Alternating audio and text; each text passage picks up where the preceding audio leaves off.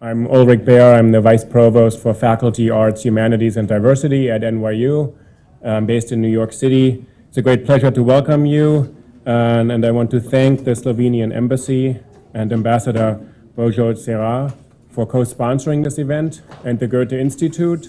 And I will hand it over to the ambassador to make a few remarks. Then the Goethe Institut will say something, and then I will come back in my second function as the introducer of tonight's speaker.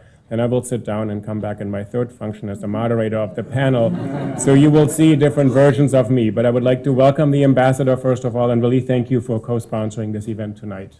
Thank you.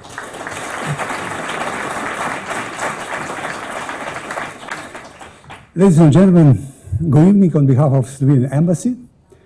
I must say that I'm really glad to welcome tonight and to host him, namely one of the most influential Slovenian intellectuals, political philosopher, culture critic, Slavoj Žižek.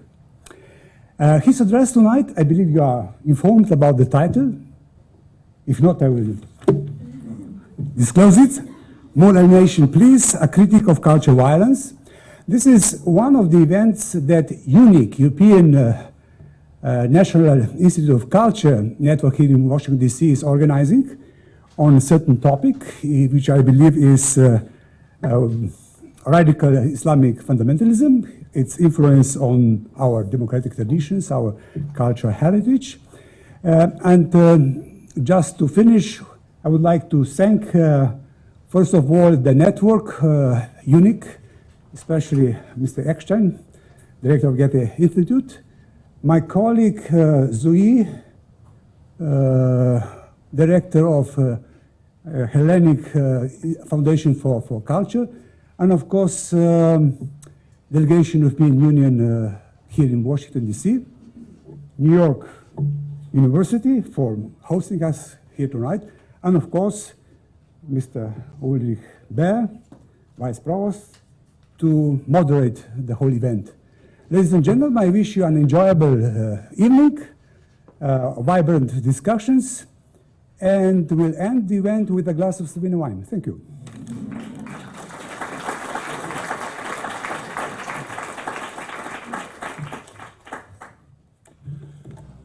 Good evening, ladies and gentlemen. On behalf of the Goethe Institut and EUNIC, I also welcome you most wonderfully here at this marvelous place at the New York University, the Bradema Center.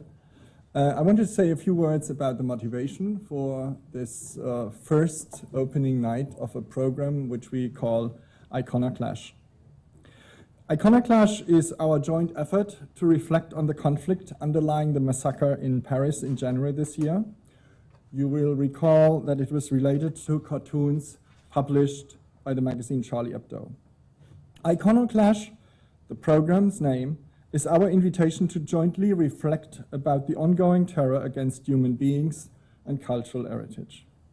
In terms of the destruction of cultural heritage, one is reminded of the Bamiyan Buddha sculptures, 2001, the Islamic and Christian shrines in Timbuktu, Syria and Iraq, the antiquities in Mosul, Nineveh and Palmyra, and more. And when we refer to Charlie Hebdo, we also think of attacks against Danish companies, embassies, and institutions in 2005 and 2010 in response to the Mohammed cartoons published in Jyllands-Posten. We may remind ourselves of the attacks against the writer Salman Rushdie, the cartoonist Lars Vilks, and the murder of the filmmaker Theo van Gogh. These examples indicate that we are in the midst of a cultural conflict, to say the least. That this conflict does not simply go away, and that it may continue even if ISIS, or whatever name extremists give themselves, is defeated militarily.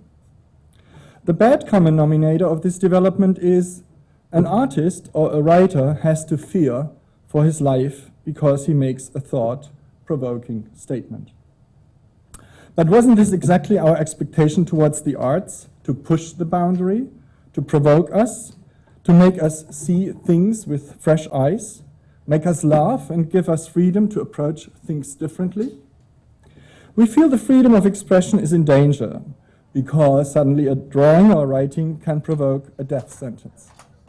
Because it is what it should be, namely not politically correct.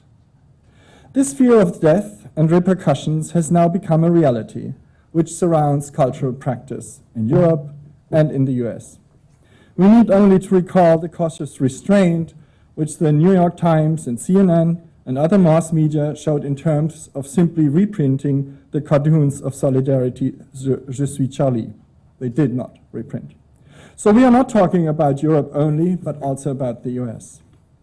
And didn't we think we had left that danger of being killed for blasphemous expressions behind us since 1648, since the Peace of Westphalia ended a disastrous 30 years war on the European continent? We suddenly must acknowledge that the relative supremacy of the secular state and man-made institutions and constitutions, together with their fundamental basis, the freedom of expression through the arts and writing, are in danger. So let us look back at our roots at the Enlightenment and retrace from where we have come in order to find orientation where we should go in face of these new provocations. This is what Icona Clash, our program, is all about. I'm happy that we could convince Slavoj Žižek to come to Washington, D.C. and help us reflect about our values and philosophical foundation. On behalf of EUNIC and my team at the Goethe Institut, I want to express my deep gratitude to Slavoj Žižek that he has come here today. Thank you to accept our invitation to open this program with your keynote. Thank you also to the Embassy of Slovenia, to Ambassador Gerard, and to the Culture Counselor, Nushka Nakrajsek, in particular. Thank you to the New York University, the Badema Center, Tom McIntyre, Alexis Nicholson, and Ulrich Beyer, who is going to continue. Thank you so much.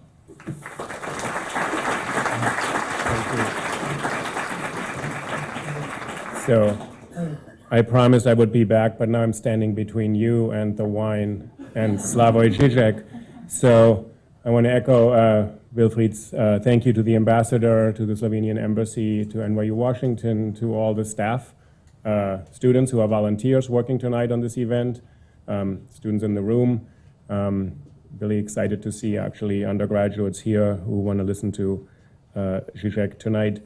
It's a really great pleasure to welcome and honor you, and I want to introduce Slavoj Žižek to you, because I don't believe in this platitude that this is someone who doesn't need an introduction. That's usually a very ambivalent way of saying, and I want to talk about somebody.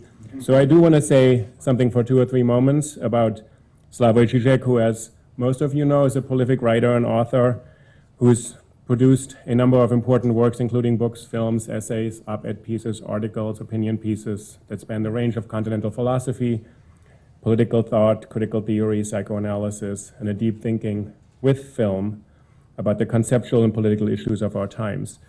Žižek is also a devoted and dedicated teacher inside and outside of traditional classrooms, and we look forward very much to this combination of pedagogy and philosophy tonight.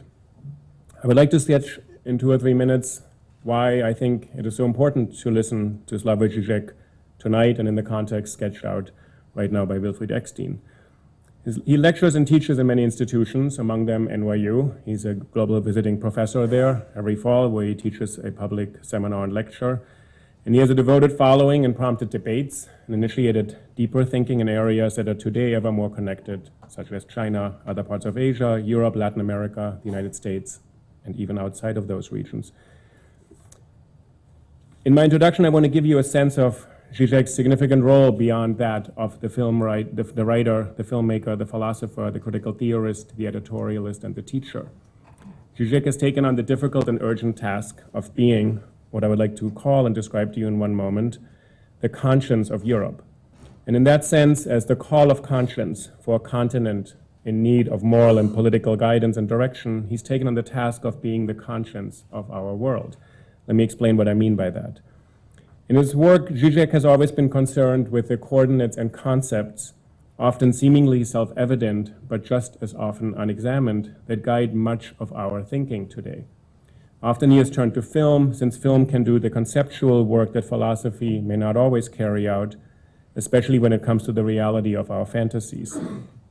And over the last few years, Slavoj Žižek's work has taken a kind of ethical, historical turn, has always been in the work, but more pronounced so, to address pressing issues, urgent issues, especially questions of nationality, identity, belonging, rights, political and personal sovereignty and autonomy and the law. The question of our conscience, of a conscience, of what it means to have a conscience has, of course, always been the question of philosophy, from Plato to Hegel, Nietzsche, Freud, and Heidegger. Hegel, of whom we will hear more informed things than what I can offer you tonight, called our conscience, which for Hegel meant to accept nothing in our attitudes that is not justified by reason, the high standpoint of the modern world. Hegel called the conscience der hohe Standpunkt der moderne Welt, the place from which we can survey our modernity. Žižek has made it his task to be the conscience, especially of Europe recently, and he's going to really be very tolerant right now to let me say this. I'll explain right now why he will refuse this appellation in a minute. He has challenged Europe not to give up on its ideals, and he has said in different contexts and in many places that one of the greatest risks faced in the world today is that the European ideals, part of those articulated in what's called the Enlightenment, are being surrendered by their own proponents.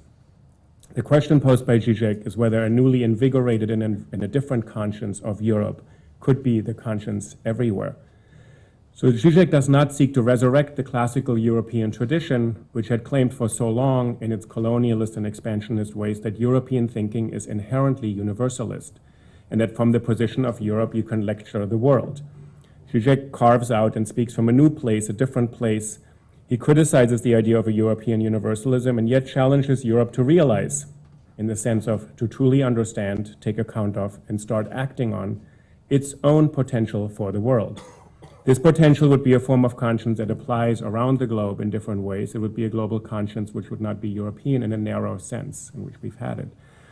There's always been a risk in European thinking, of course, of confusing the universal with the colonial, of confusing Hegel's lofty standpoint of the modern world with any of the manifestations such as the guard towers and Conrad's Heart of Darkness or other such places. Žižek remains or endures in a different and strange place, which is also an estranged place, an alienated place, namely that of a global thinker in a new way. The thinker estranged or alienated from himself precisely to tell others, wake up to your own conscience and your own alienation and estrangement as a true possibility of new behavior and thinking. As a displaced European myself, who grew up in West Berlin, living in freedom, I grew up in freedom, but locked behind walls and barbed wire, from where the only outside that beckons seemed to me not Europe, but America, where I moved and where I'm now a citizen. I look to Žižek often not as bringing news from the old world. I and so many others, and possibly some of you in this room today, read and study with and listen to Slavoj Žižek to search for a place of conscience in our own alienated positions, for a place of moral direction that does not repress or overcome this alienation, does not cover over it. In the context of today's crises, and especially in light of the events of the past few years, not just the last few months or weeks, where migrants have arrived in Europe in ever greater numbers, and many thousands have died in trying to do so, and where the European Union has desperately searched for its own raison d'etre, Žižek's role is critical. When I typed this morning, and usually I write things by hand, my spell check program, which is American, misspelled raison d'etre as daddy. And so I had written that the European Union desperately searching for daddy, Žižek's role is critical, and with the caveat that I cannot say anything about Angela Merkel right now, that this is not searching for the authority figure of daddy or papa, that the reader of Freud that Žižek is, of course, he would be unlikely to accept any designation that I'm making of him right now as the conscience of someone who's going to give us moral guidance and tell us to wake up to ourselves. That this is not something I think he would embrace or accept, and nonetheless I will give him this appellation for the moment, that he is the answer of our dreams in a Žižekian sense. And yet from this sustained critic, from his sustained critique of European universalism, Žižek finds a new position, a new kind of global conscience. He issues a challenge to Europe. And as my colleague from the Goethe Institut, Wilfried Eckstein, just said, he issues a challenge to Europe to wake up to its and our potential, while struggling through the legacy of the continent's ideological divide, among other things, during the Cold War and before, and to realize this potential in a new form of universalism that does not lapse into colonialism or supercilious moralism. I repeat that it is a tremendous pleasure and an honor to welcome Professor Žižek here tonight. I will now take a seat and listen to you, and then I will come back and interrupt you in about an hour, and then we will have question and answers, and then we'll have some wine. So thank you so much for coming tonight.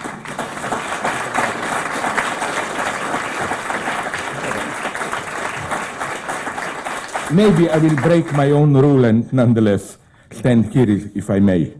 To keep it lively, I decided nonetheless to just improvise a lot with what some people call, and I hate it, my provocative spirit or whatever. Okay, first, the usual gratitude. I'm proud to be here, and especially, I must emphasize this, I'm proud to be here also in connection with Slovene ambassador, whom I appreciate, him, but not the Slovene foreign politics at this moment. I violently, brutally disagree with it. The way our foreign minister, I will not, since F words are prohibited here, I will not pronounce his name. The way he acts with all the dirty compromises about refugees, about Syriza and so on, that's not my politics. I also have some other problems with Slovene identity, like, I'm sorry, I don't drink wine.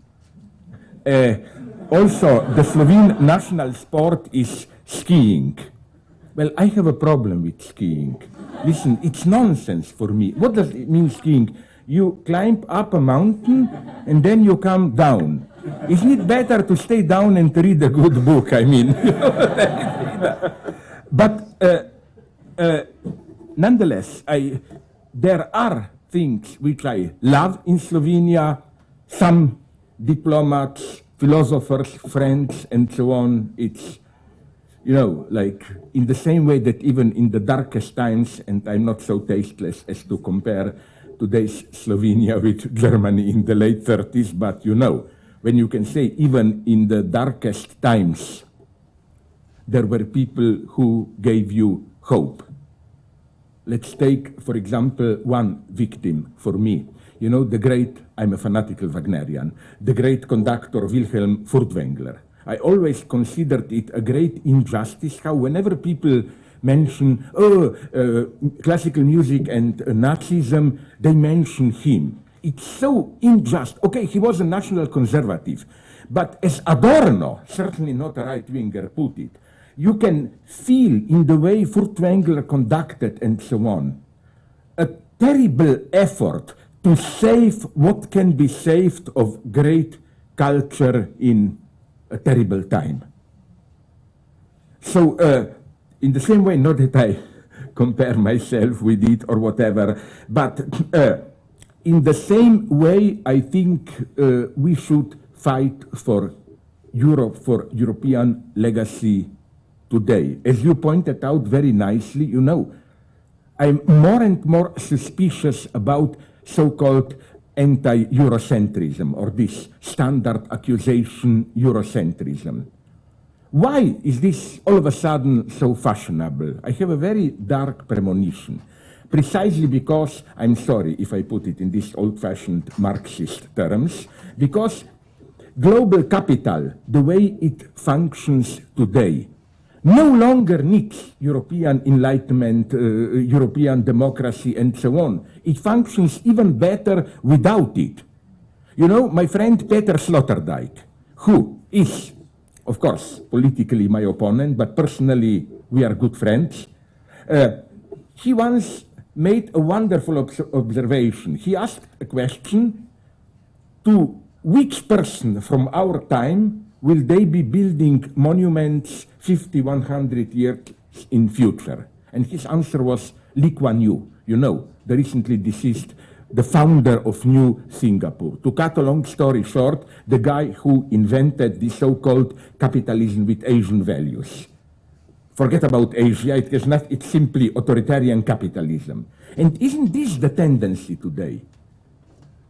Look at, for example, India. Modi, their prime minister.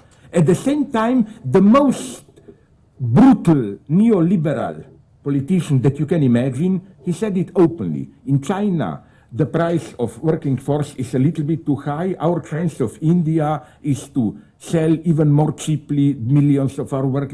At the same time, Hindu nationalist, and so on and so on. Look at Turkey. It's exactly the same. Erdogan, the prime minister. It's not a joke what I will tell you now. You know, it was the slogan of his last electoral campaign. Not the old Christian ora et labora, but pray and work, but shop and pray.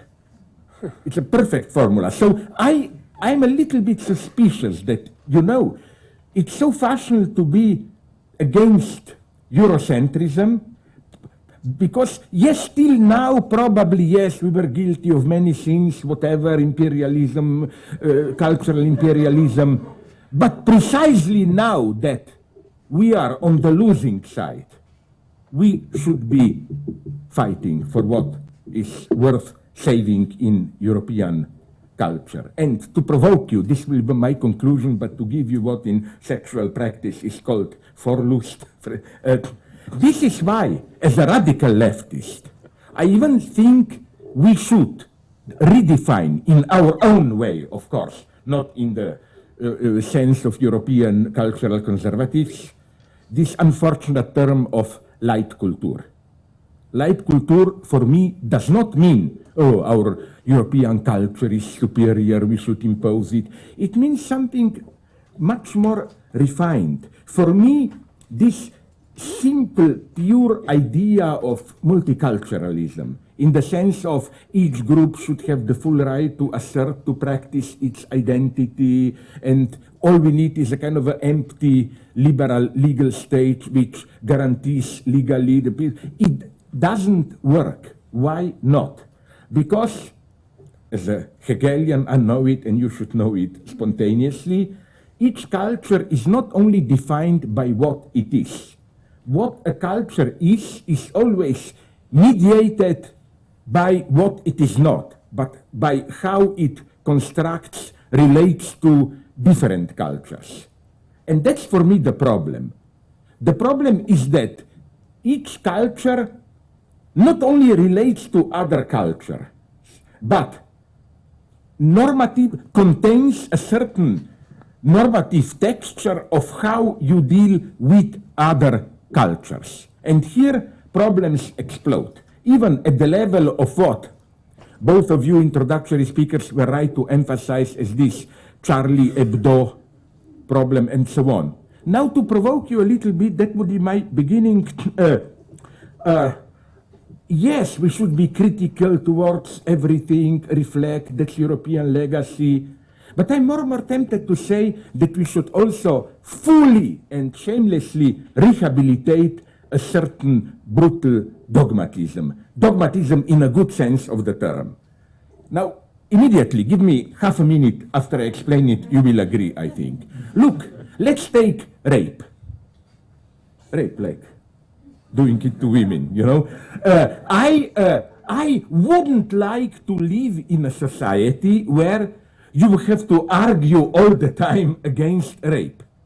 I would like to live in a society where the unacceptable character of rape is simply a most fundamental part of what Hegel would have called Sittlichkeit, sittliche Substanz, the substance of mores, of customs. So that when somebody, you know the usual story, advocates rape in this stupid, ridiculous, male chauvinist way, you know, oh, but maybe she liked it, she provoked me, how do you know that she didn't secretly enjoy it? I would like to live in a culture where you don't even have to argue against. When a guy talks like that, you laugh at him like, what a jerk, what an idiot, is he retarded or what? You know what I mean? And so in this paradoxical sense, I claim that a certain type of, let's call it dogmatism, is a necessary component and maybe even a sign of historical progress. Progress is for me that you no longer have to reason again and again against rape. But when it becomes part of our substance, I call this the anti-Reagan, your respected president. Why? Because he made a wonderful, not even slip of tongue, he didn't mean it, I remember, I'm old enough, his presidents, and once he just gave one or two public press conferences, then he made so many mistakes, I remember that he avoided them. But okay, at one of them, I remember, a journalist asked him, what about the accusation that you are close to some people who deny Holocaust and so on, that you have friends among them? No? And Reagan answered indignantly, that's not true. How can you say this? Whenever at my dinner table somebody denies Holocaust, I always attack him and say, okay, the obvious question is, but what kind of friends does he have when at every dinner he has to fight for that there was a Holocaust, you know? So that's my first point. Dogmatism. Let's go on. When you mentioned, and I agree, Charlie Hebdo, although we all in solidarity admired the reaction of European politicians and so on, but I found, and I wrote this in a short book that I published, I found that spectacle so hypocritical and narrow. You remember, you saw it probably in your media, the scene of the top European leaders holding hands on the front of a crowd. But did you see the true photo? Unfortunately for them, there were some photographers just 30 yards back, behind, and on a higher podium. And you see it all. It was a staged event on a Paris square, totally surrounded by police. There are politicians and 2-3 rows of probably secret police, but people to create the impression of depth of a crowd, and so on. So what was wrong with this reaction? Here again, my position is pro-European, but at the same time critical of everyone. You know, I'm tired of this story of, oh, how narrow they are, the Arabs, and we should demonstrate our sense of irony, iconoclasm, you can talk about everything you want. Well, no, you cannot. And it's a good thing that you cannot. Let me give you an example. Okay, you can mock Quran, Islam, and don't misunderstand me here. I'm not saying we should be allowed to do it.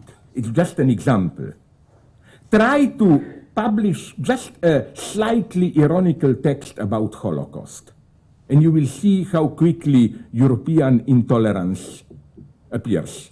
What's my point here? Not we should be open towards everything and so on. No, there are certain topics which should be simply prohibited, even by law.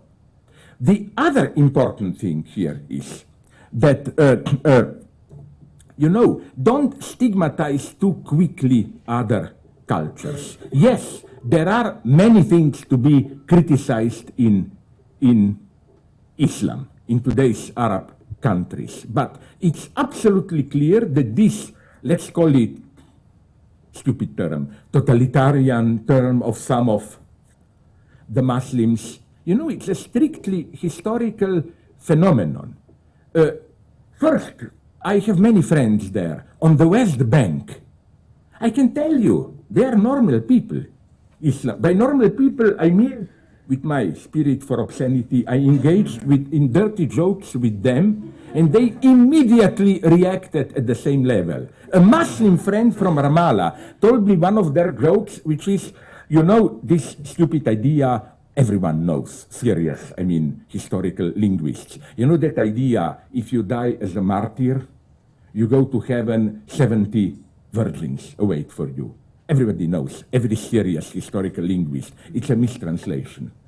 It's the same, that word at that time, 7th century or whatever, Muhammad, was a term in everyday language. It meant from white grapes, the top quality, how do you call it, sour grapes, raisins. And this was the standard sign of Arab hospitality. You know, you are a welcome guest, we give you a whole palm of 70 white raisins. So that's Ramallah, West Bank joke. There is an ugly Palestinian boy. He wants to sleep with girls. He is too ugly, gets no girl. So he said, my God, I like sex so much that I will become a martyr, explode myself. He does it and, okay, enters heaven. And then, here you have them raisins. And he said, sorry, mistranslation, can I return back? And so on and so on. They have sense. Palestinians are, if I may use this ambiguous, some people will even maybe accuse me of racism. Palestinians are the Jews among the Arabs. That's the tragedy. Even, we tend to forget that there are still around 10% of Christians among Palestinians. My God, the best religious jokes I heard, not against the Arabs, but against themselves, was from Palestinian Christians. If I may tell you one which is on the edge of acceptability, but don't be afraid, it will be still accepted. This is from West Bank Arab, Christian Arab. It's the last evening of Christ's life. He knows next day he will be crucified, he's Son of God. He knows everything, of course. So his apostles are gathered around him. Christ is praying in a tent, and they say, my God, our Lord, he did so much for us, he just suffered. Wouldn't it be nice to make his last evening on this earth a little bit more merry, So they call Mary Magdalene. Would you go in and seduce our Lord? Of course, Mary Magdalene being who she is. Oh, of course. Okay. So she goes in, and after 5 minutes, she comes out terrified with a cry, despair. They ask themselves, the apostles, what's going on? Is our Lord a secret pervert or whatever? No, says Mary, it worse. I undressed myself. I began to dance in front of him. And he looked at me with a certain interest. Then I widely spread my legs and showed my vagina to him. And then Christ looked at it and said, oh, what a terrible wound, and put his hand on and closed it. This is the spirit, my God. That's what. And you know what shocked me? I then had a wonderful theological debate with these people. So these were not some atheist perverts there or whatever. I think that I would almost claim that this is one of the measures of, I will tell you another one. There is even a better one, because Christian joke from Palestine, which includes, it's a totally, temporality is totally mixed. That's what I like about it. And it tells a lot about psychoanalytic notion of a decentered subject, how you are never fully yourself, you are never fully identified with your ideal ego. Christ is tired of doing his propaganda work, so he says to one of his apostles, let's take a week free on Galilean Sea and play golf there. Okay, they play golf and Christ hits the ball. Of course, misses it, the ball goes into the sea. So being Christ, who knows how to walk on the water, he goes there, comes to the place, picks up the ball, comes back. And then the apostle tells him, but listen, it's too difficult, how to call it. You cannot do it. Even, how is your big one called, the most popular?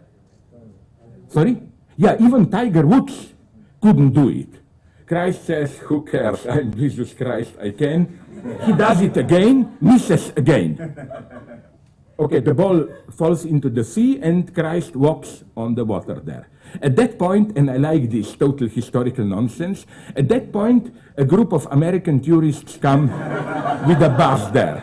And one of them sees this and steps to the apostle and says, but who is that guy there? Is he crazy? Does he think he is Jesus Christ or what? Apostle answered, no, it's worse. He thinks he's Tiger Woods. I mean, that's part. Now you will say, I am obscene. But admit it if you really, and I did it, read the New Testament. This type of spirit is already there. Look, Christ gives wisdom. Then he says, I will tell you a parable to explain it. Admit it, you never get the point of that parable. I claim that Christ, he had a totally provocative, different style of reasoning, enough of that. What I So what I want to say is that on the one hand, now I will openly address a very difficult question. The question in Europe on cultural tolerance and so on, especially now with tens, even hundreds of thousands of refugees and so on. You know, and this costs me even now, an explosive hatred from many, I consider them fake leftists, who has this comfortable idea. We Europeans are responsible for everything, you know. Like, if there is a war in Africa, we must be somehow guilty and so on. The best answer to this was provided by an African friend of mine who exploded in this and said, are you aware in what patronizing way your attitude is racist? Because your attitude is, you even don't give us the dignity to be evil.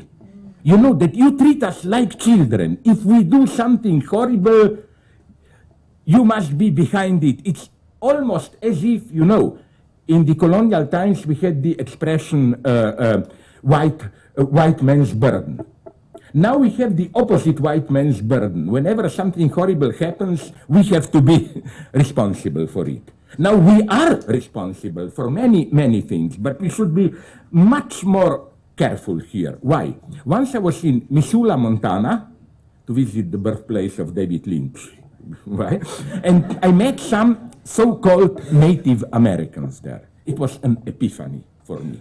Because I love them so much, because they detected so well the hypocrisy of our politically correct respect for them.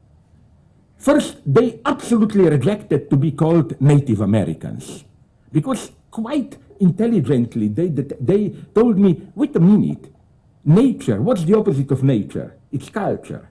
So we are Native Americans and you are cultural Americans, or what? Are we part of nature? And then they gave me a wonderful argument, maybe you know it, I often use it. They said, we much prefer to be called Indians because at least in this way, our name is a monument to white man's stupidity, you know, who thought they are in it. And then one of them, a professor younger at the university, gave me a wonderful short book that he wrote demonstrating that Indians, Native Americans, killed more buffaloes and burned more forests than all white people together and so on.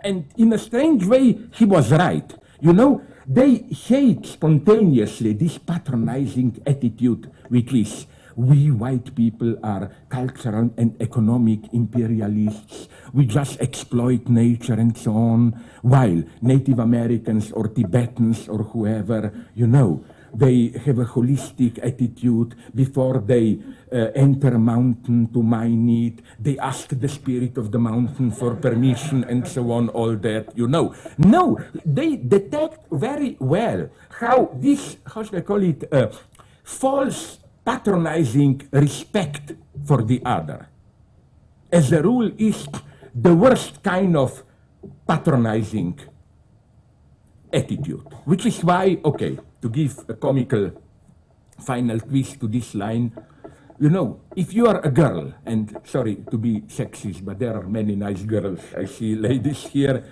Let's say that you have two boyfriends, or one of the two, or oscillate. One of them is telling you, listen, you women simply should serve men. I work, you stay at home, you wash my socks, and so on. Then you have oscillate between him and between another boyfriend who tells you, you know, you women still have an holistic attitude towards nature. We men are Cartesian subject, we just exploit nature, but you are in dialogue with... My proposal to you is stick to the first one. You still have a chance to retrain him. If you have the second type of a boyfriend, pack your luggage and run away as fast as you can. Because, and I'm not kidding here. Listen, I was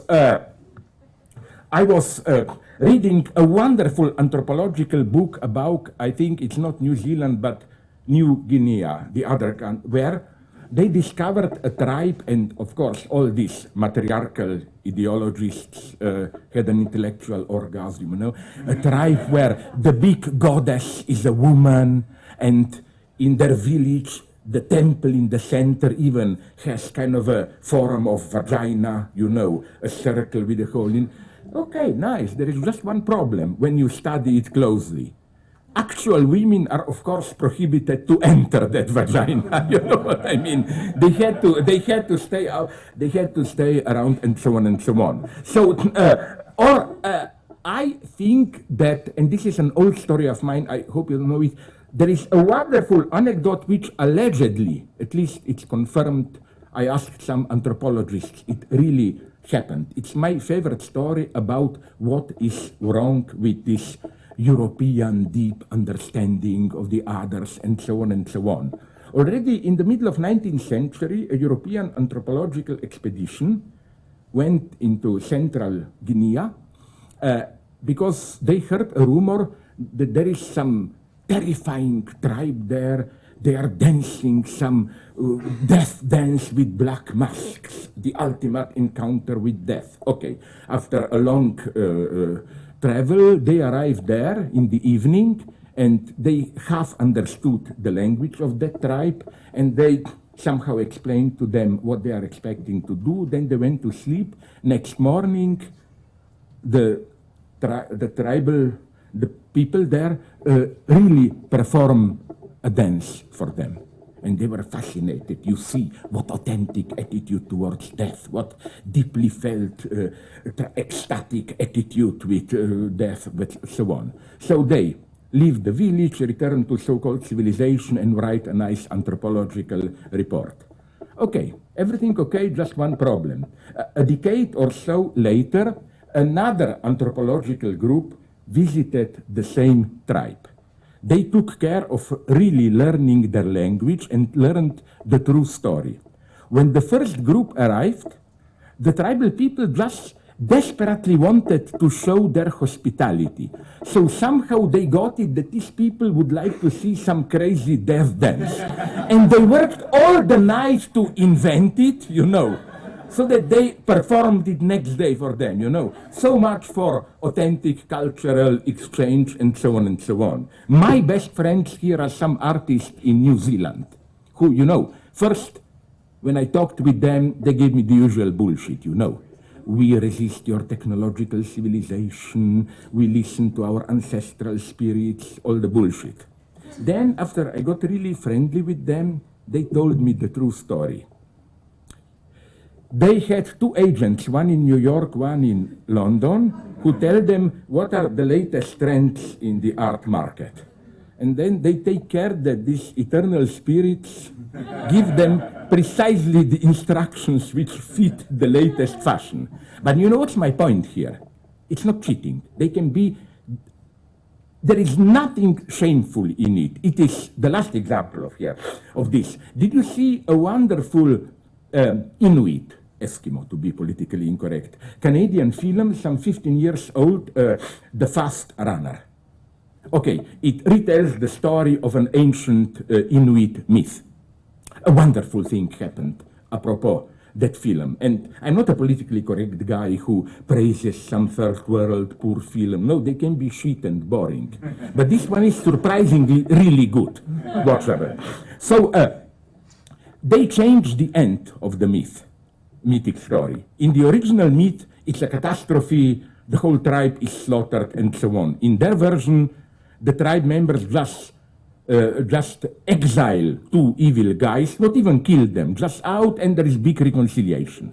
So there always is an idiot in such a story, which was a politically correct white liberal journalist who attacked the director of the movie, claiming, but didn't you fall here victim to Hollywood commercialism? Like you changed the ending just to make the movie more commercial and so on. And he got a wonderful answer, dignified, from the director. The director said, no, you are the cultural imperialist, because this notion of sticking to the original, this is your white notion. It's precisely part of our original culture to, there is no original. You retell the story again and again in the different way to fit the present circumstances.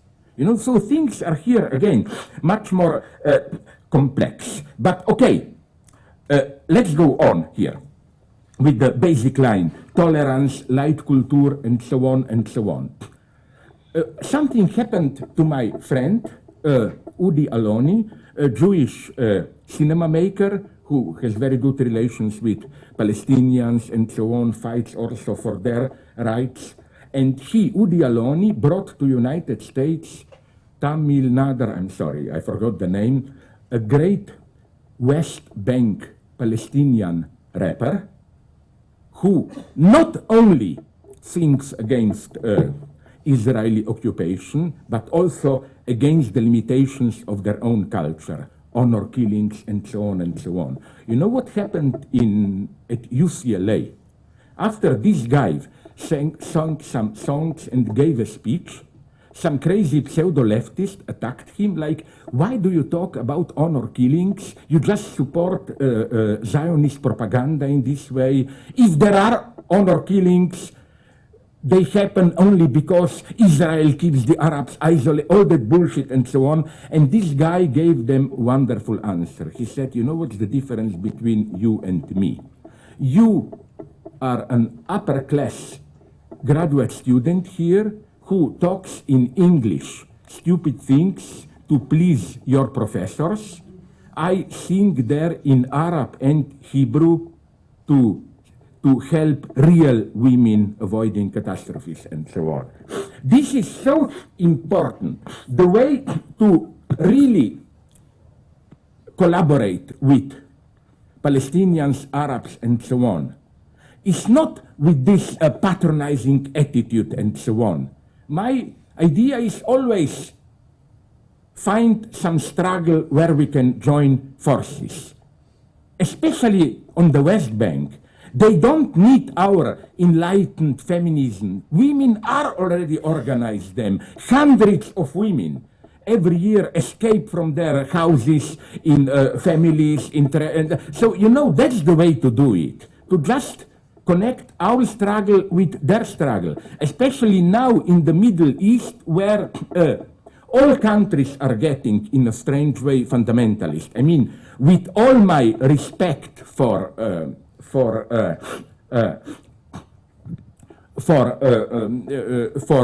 the Jewish nation.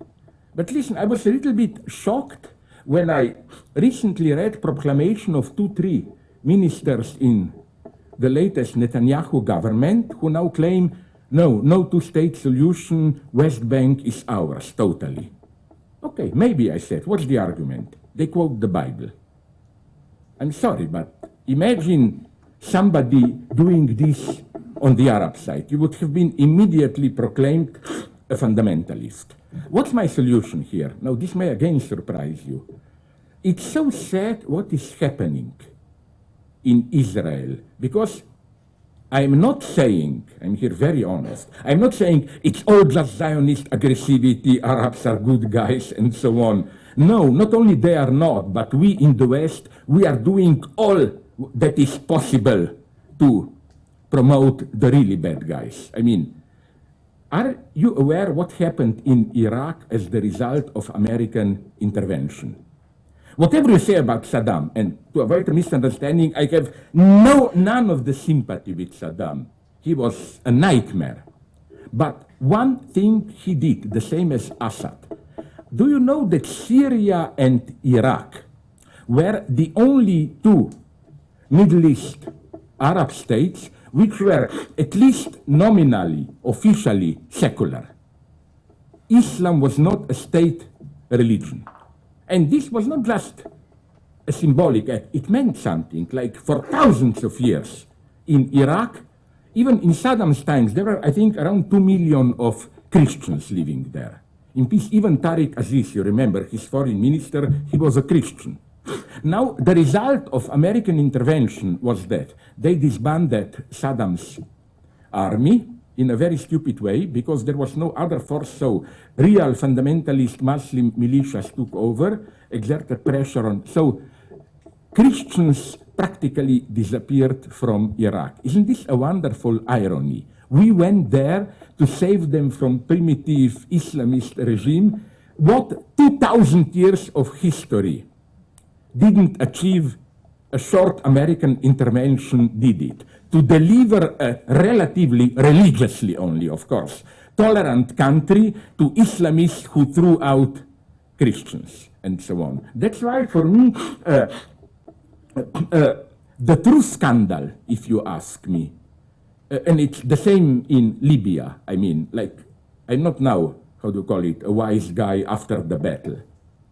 Many of friends of mine warned me, okay, Gaddafi was disgusting and so on, but do we have any idea what will happen if we overthrow him? Now we have another failed, non-existing state, and so on and so on. But back to the point. So my problem is this one here.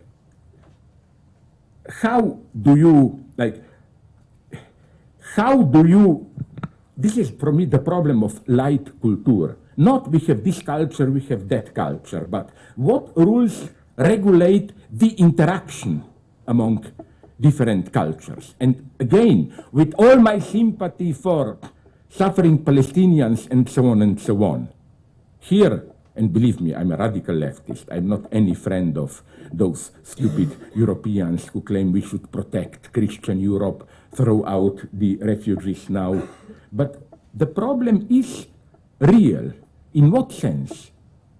For example, I read a report, maybe you know it, on ZDF, Zweite Deutsche, the second channel, which is more a social democratic one, not a right, where they report that, you know, people usually say, but Muslim women should have the right to choose the way they dress. If they want to wear that cover, burqa, I don't know how we call it here, we should allow them. I agree. But my problem is, but what if they don't want it and their family puts pressure on them? This is not a marginal example. In that report, it says that this happens in Germany over 2,000 times per year.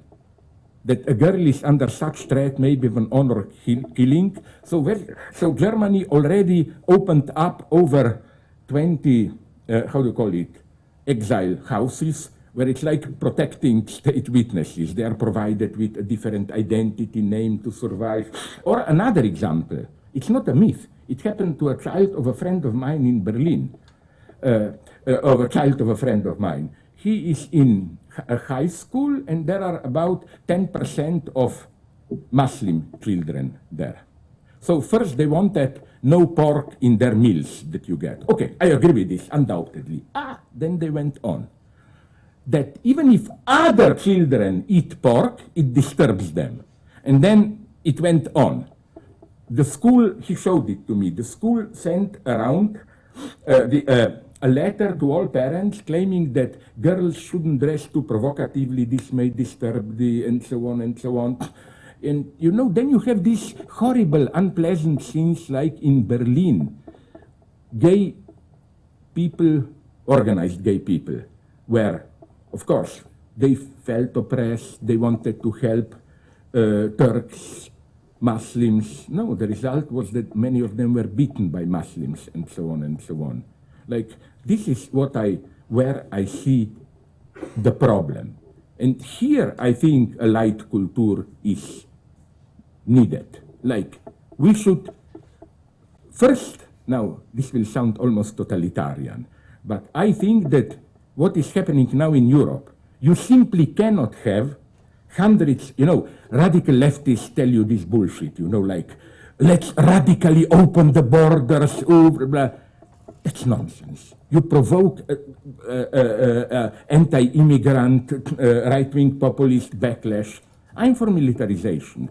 Don't misunderstand me. Not this militarization of, you know, put refugees into camps, but a kind of I don't think it will happen, it's too utopian, but all European action, you organize reception centers already there, maybe in Turkey, Lebanon, Syrian coast, and then in a very rational way, you register them, you take them to Europe, here, there, if it will not, and of course, you make the rules clear. And by light culture, I don't mean you should renounce your values, but just these basic things, like we have certain elementary rules of individual human rights and so on and so on. Sorry, you have to respect them here. And if I say this, now I'm in a crazy situation, I quite like it, because Sartre, Jean-Paul, said somewhere, if you are, for the same text, attacked from both sides, this is a good sign that you are maybe on the right path. You know, it happened with my book, Welcome to the Desert of the Real. It was translated in Israel, in Hebrew, and also in Arab. Jerusalem Post proclaimed it a brutal anti-Semitic book, but Al-Ahram proclaimed it the most perfidious, disgusting Zionist propaganda. You know, maybe I'm on the right way. You know what I'm saying? Now you will say, am I not going too far by even supporting BDS, that boycott divestment? No, you know in what sense do I support it? Conditionally.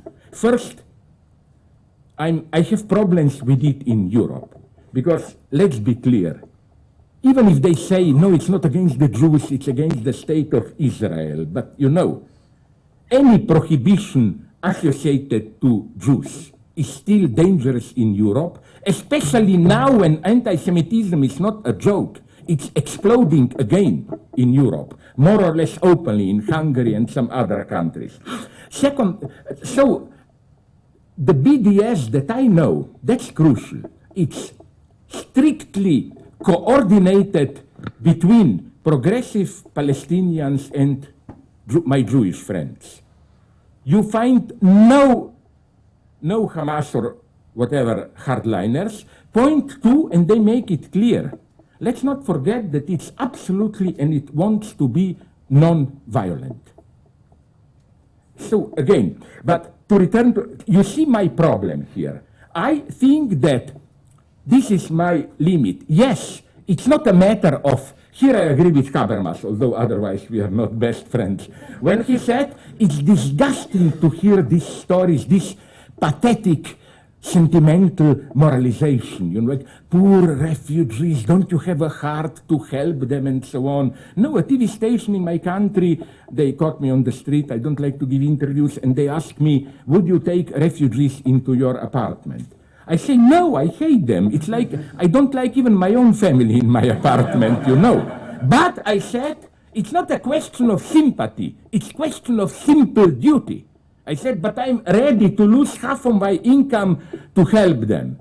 I hate this sentimental moralization, you know, poor, and so on, you know, because from here you are one step from what I call the most intelligent Starbucks socialism, which is, it's an ingenious operation. That's today's ideology, you know, like, our usual attitude, if you want to be moderately leftist, it is, yes, I'm a consumerist, but I feel bad because, you know, people are starving in Africa, blah, blah. But you know what's the Starbucks trick? Like, our cappuccino is a little bit more expensive, but 1% goes for some stupid children in Guatemala, the other one to see. So it's like the message is, you can be consumerist and pay a little bit more, but your social duty, price for it, you pay the price for it. It's included in the price, you know. That's why I'm deeply suspicious about all this, how should I call it, charity approach or whatever. But okay, so this would be my first clear conclusion. Yes, Europe should do it. Absolutely. And again, as I wrote in a text, which again brought me many enemies, it's clear that we, Europe, and also you, United States, and not only you, we are not innocent here. Let's be serious. Where do refugees come from? Iraq. Sorry, but who was it who attacked Iraq? And I mean, you know, that's the tragedy of American politics. Serbs have a proverb, Serbs, ex-part of Yugoslavia, we win all the wars, but we lose the peace, no? I mean, this could be an epithet for United States politics today. You know, of course, you easily won in Iraq. And what's the result? That the majority of Iraq, the Shia part, you basically delivered it to Iran, you know, to your arch enemy. The other part is ISIS. Syria, it's again partially the result of this, partially, you know, when people claim, should we intervene in Syria? What a stupid question. We already did, although maybe not directly militarily. It's we know the story. Assad is supported by Iran, by Russia, partially by China. The other side is supported by Turkey and Saudi Arabia. And for example, one thing that I would have done is the following one, and I think it's a legitimate question. Did you notice a strange thing happening there? Did you notice how there are extra rich Arab countries? Let's name them. Saudi Arabia, Kuwait, Qatar, Emirates. You know how many refugees they accepted? Literally, zero, none. I mean, I found this an obscenity. Why? Because first, most of the refugees are Sunnis, which means even from a religious standpoint, there shouldn't be a problem and so on. And also they are co-responsible, at least Saudi Arabia, which is openly supporting anti-Assad forces in there. Again, I think that one of the reasonable things to do would be to exert a brutal, maybe not military, but financial, economic pressure on Saudi Arabia, and you can break them down immediately. Because, you know, Saudi Arabia is not a self-enclosed fundamentalist state, maybe ideologically, but economically, Saudi Arabia is like a big expositor of Western banks, the money flowing in and out. I mean, the moment you cut that, it's over. So what I'm saying is that this would be for me the proper attitude. First, against anti-immigrant right-wingers, we should absolutely insist. The percentage, even if you accept this topic, you know, how many foreigners can we tolerate, but the percentage is still so small that the true threat to Europe are those European anti-immigrant populists who want to defend Christian legacy in Europe. Imagine Europe where Marine Le Pen is in power in France, where, and let's go on, UKIP in England, and so on. That's the end of Europe for me, of Europe that we know. That's one point. So absolutely Europe should do it, but in an organized way. What I think cannot be done is to do it in this chaotic way, people simply wander around and so on and so on. That's the joke. I spoke in Slovenia with a Syrian refugee who told me, we want to go to Norway and study there. I told him cynically, well, nice. Half of Slovenes would probably also like to do that, you know. Then he said, you want to register us, but we are not cattle to be registered, we are people. Then I told him, but you want to go to Norway. Norway is an extremely organized welfare state where everyone is over-registered and so on and so on. So that would be, to put it very simply, the only solution that I see, a pan-European strategy of simply organizing it as a complex military. I repeat it, not military in the sense you arrest them, but I don't see any other institution apart from the army which simply can do it.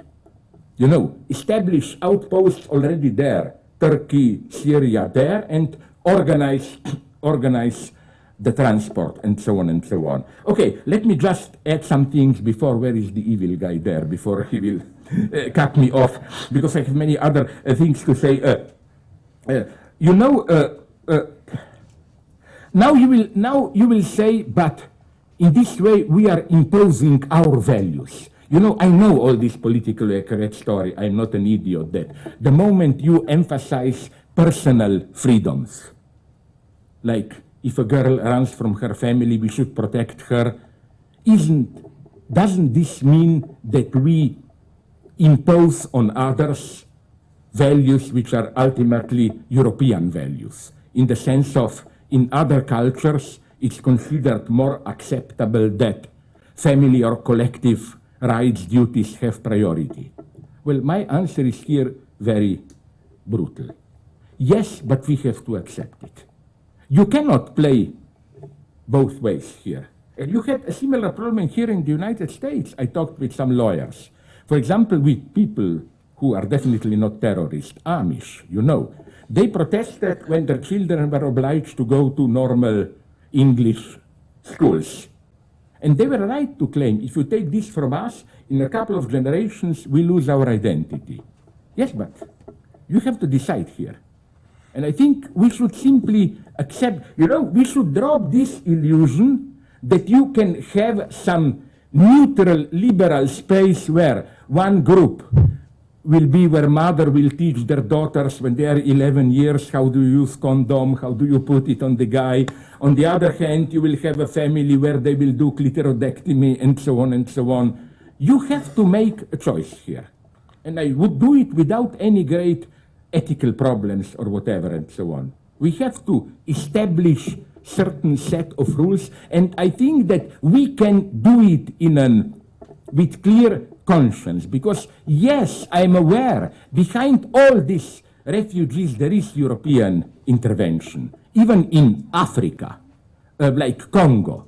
Congo may appear living nightmare, the state doesn't function, blah, blah, warlords, but it's probably one of the countries in the world whose economy is to the utmost degree included into the world market. All the local warlords selling coltran and all that and so on and so on. So, but nonetheless, so let's go quickly on here. Why the title? Now, at least allow me to finish with that. More alienation. Another part of this European legacy would be that, as Peter Slaughter, with whom again I politically disagree, put it nicely, we don't need today politics of understanding, immersion. We need politics of distance, of polite ignorance. Like, let's be serious. Let's say I live in a large apartment block. I'm ashamed to use the word condominium because when I heard it the first time as a young idiot, I thought, are these buildings where you get free condoms if you live there? But what I want to say is that let's say there is an Arab here, a Jew there, a Chinese guy there, Latino American there, African there. I have absolutely no interest of understanding them all, their way of life. Why should I? Because my basic psychoanalytic premise is that probably they don't understand themselves even, I think that I don't accept this liberal blackmail, but did you really understand them? How do you know you did? No, I think we should learn kind, polite ignorance. You are my whatever, Jewish, black, Arab, Chinese neighbor. I greet you nicely, you can rely on me if you will be in trouble, I help you, I hope you will help me, and so on. Maybe, exceptionally with some of you, I establish a contact. But maybe not. We need proper distance, and I claim there is something liberating in this distance. We absolutely shouldn't feel bad about this. And now I will be very quick because I have a whole system of alienations that I want to sustain. The other thing I radically disagree is this idea that since we live in global capitalism, local cultures which are threatened by it are one of, this is the fashionable jargon term, sites of resistance against it. I brutally, violently disagree. And here, it's already circulating. I was with that black guy who is my type. We immediately exchanged obscene jokes. Davis Smiley, PBS. I explained to him why Malcolm X is my hero. He did something ingenious which is politically at the level of Hegel, I claim. You know what does it mean, Malcolm X? X stands for we don't have roots. We were torn out of our original ethnic environment, we were deracinated. But his genius was what? His formula was not that stupid, remember that kitschy TV series and novel Alexis Haley, Roots. Return to our roots. No, Malcolm X understood well that this X is not meant as a stigma of victimhood, but also as a chance, a hope of freedom. We are not constrained by any tradition, which means we are more free to create a new emancipatory society. We can be more universalist than you white people yourself, and so on and so on. He got this point. It's in the same way that I read, I know this appears fashionable, but I really think it's a good novel. Toni Morrison, Beloved. Medea is my hero, not that bitch Antigone, whom I cannot stand. You know, this idea that woman is not defined by motherhood, I think it's an extremely profound novel of birth of black feminine subjectivity out of overcoming this absolute priority of motherhood and so on and so on. So again, and for the same alienation, I am even at the level of politics, another, if you are still, I still consider myself a radical leftist, of course, a weird one. I hate this, you know, today most of the leftists admit it. Two main forms of the left of the 20th century, social democracy and Stalinist state socialism, their time is over, no? Even with welfare state, let's admit it. It no longer, in today's conditions of worldwide global market, you cannot do it. But there is a third fetish which still remains, what they call anti-representative. We need immediate local self-organization, local communities, transparent self-organization, and so on. I would hate to live in a society like that, you know. Every afternoon I would have to participate in some stupid local meetings, how we organize kindergartens, water, and so on. I want efficient alienation. I want some efficient, invisible state apparatus to do it. I want my freedom to read, to watch my stupid movies and to read books and to write books. That's enough for me, apart from other private things and so on. So, but no, you see my point. This myth I consider dangerous. Now you will say, some of the last provocations. One would be this one. For this Amy Goodman, whom I appreciate very much, you know, of Democracy Now! Now for 2 years no longer wants to talk to me. You know why? Because once I gave an interview to her show and she asked me innocently, she didn't know what kind of a madman she is talking, no? So she asked me, how do we fight right-wing racism? I answered her immediately with left-wing racism, you know. And then she said, what, are you crazy? No, I told her something very specific. I'm asking you a simple question. Yes, we have this basic alienation. We, in a cold way, respect each other, but at a distance, no? And, but from time to time, you do establish authentic, like how you call them, icebreakers, so that you really are.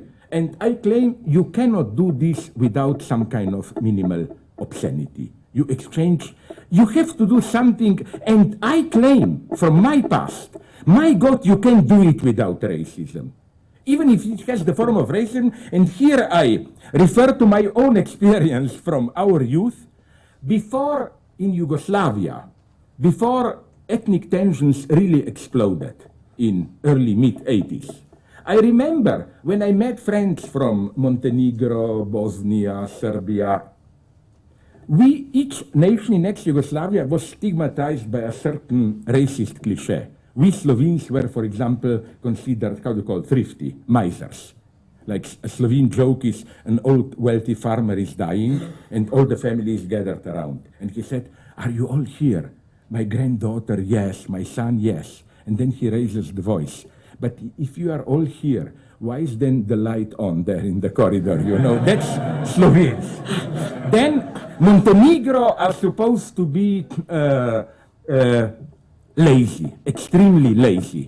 Okay, many of you maybe even heard my standard joke, but I know 20 others. Because at the same time, Montenegro is earthquake territory. You know how does a Montenegro guy masturbate? He digs a small hole in the earth, puts the penis in and waits for the earthquake because he's even too lazy to, and so on.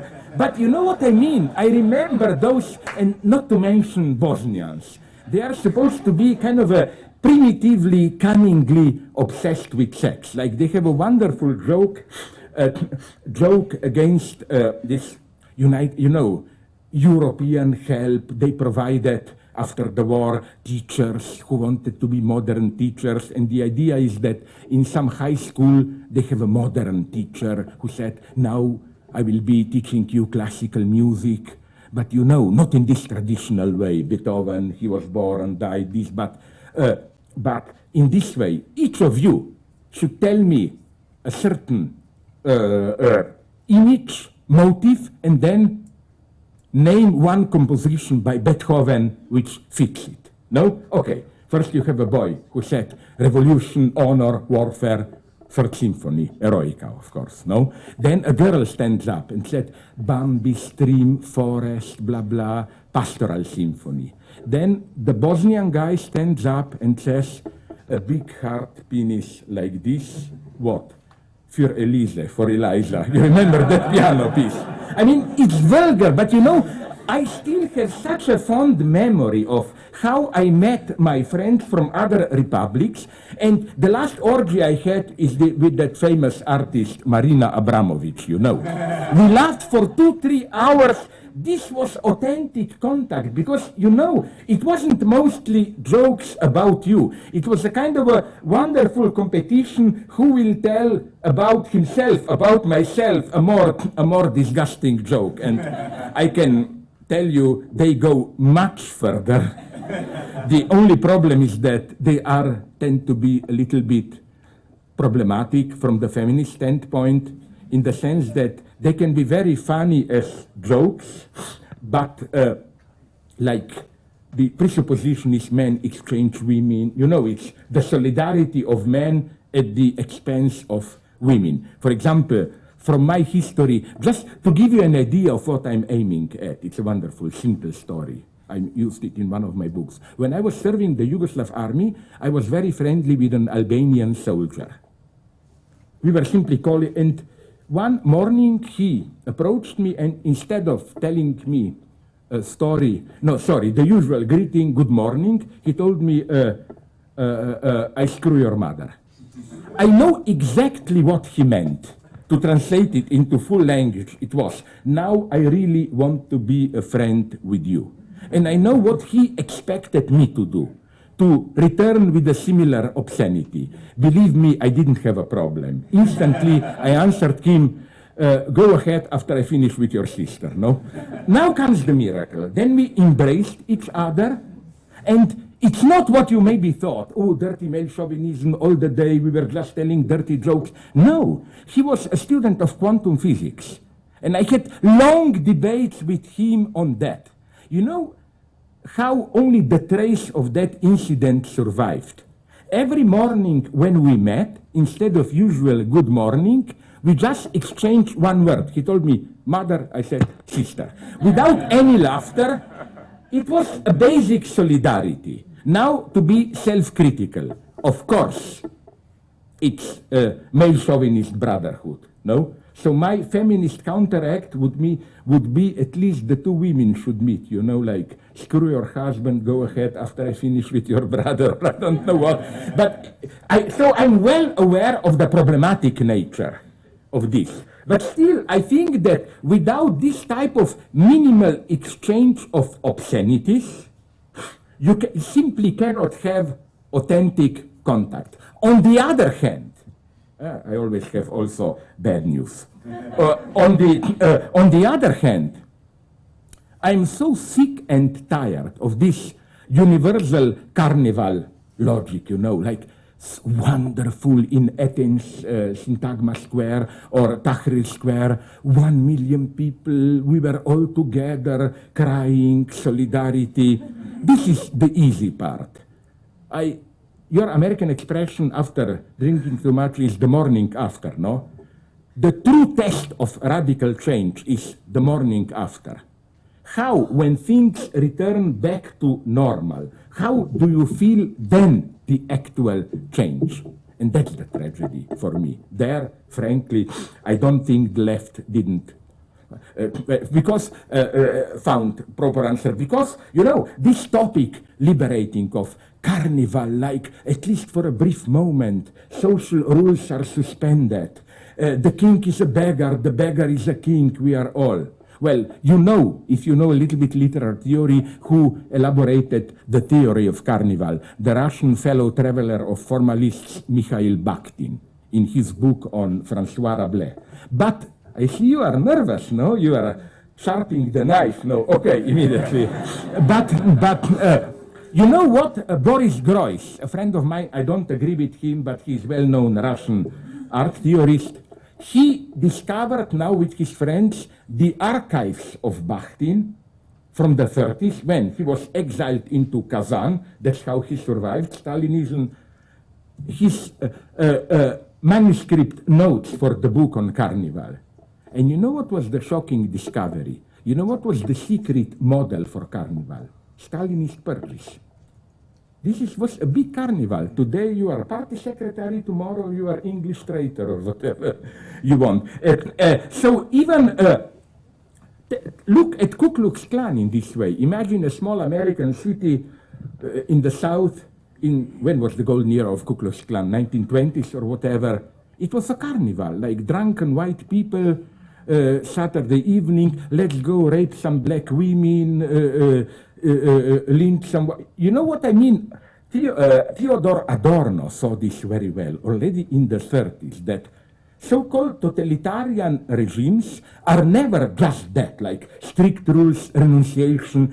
They always, as it were, bribe you with some false anti-emancipatory enjoyment. You pretend to be a fanatical fighter and you can rape the Jews, you can beat them, you can have your fun. You can have your fun, as we say. So,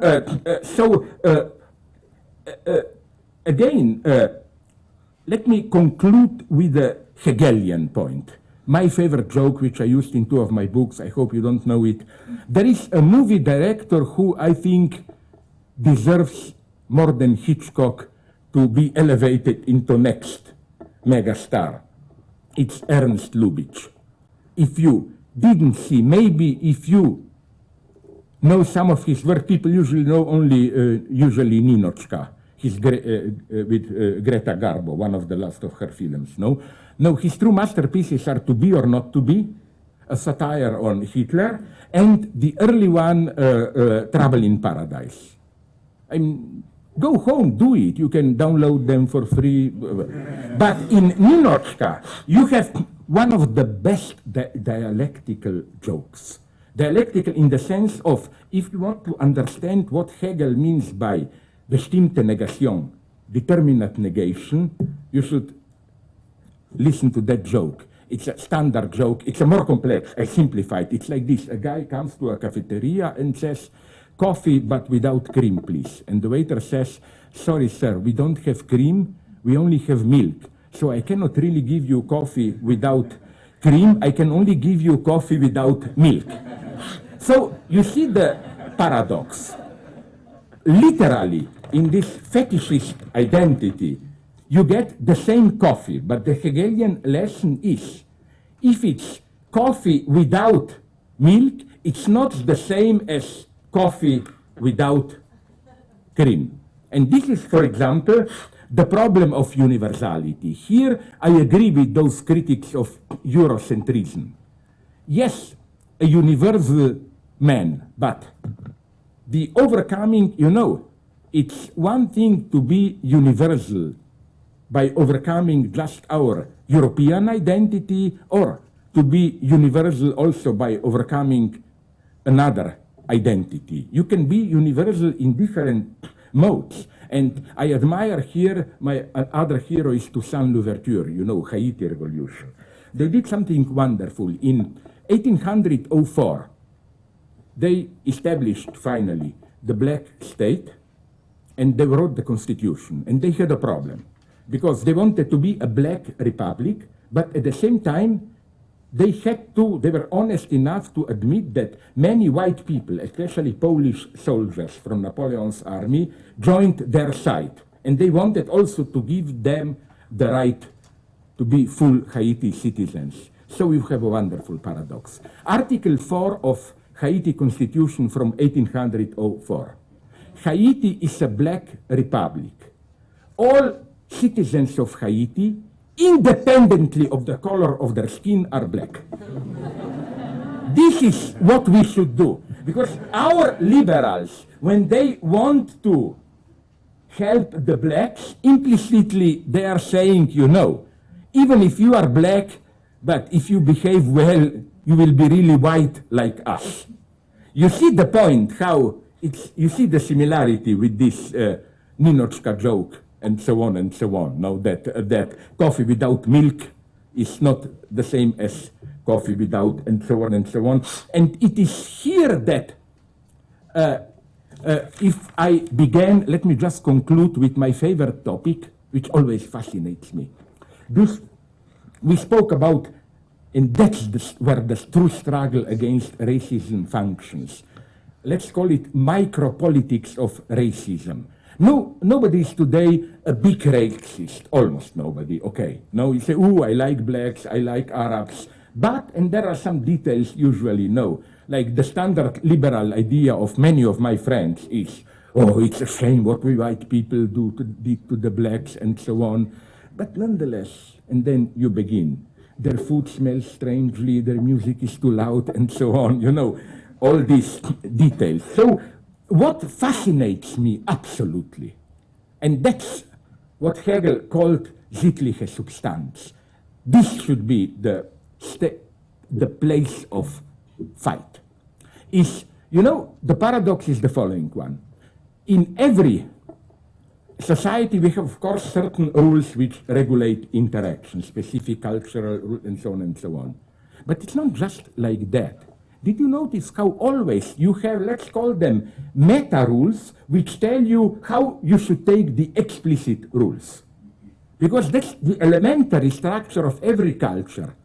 There are certain things which are prohibited, but in reality, you are silently even solicited to do them. You know, like most of the sexual prohibitions in patriarchal societies works like this, you know.